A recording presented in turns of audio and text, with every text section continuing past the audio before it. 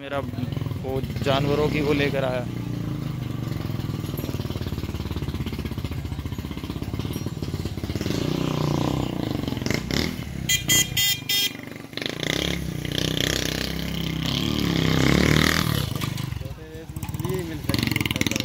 हाँ, छोटे रेट में बिल्ली मिल सकती है।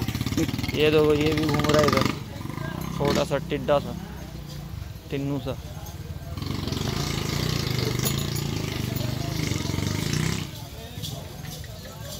कमाई कमाई चल रही है भाई।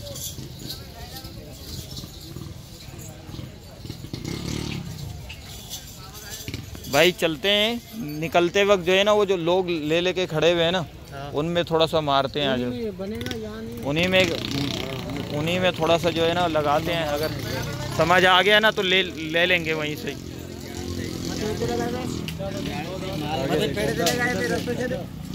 हाँ वो दिख गया ना, ये देख आगे उधर। नहीं नहीं,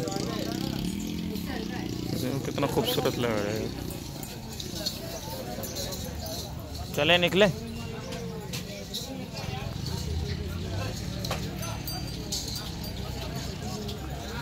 इससे पूछें अंकल से। हाँ अंकल।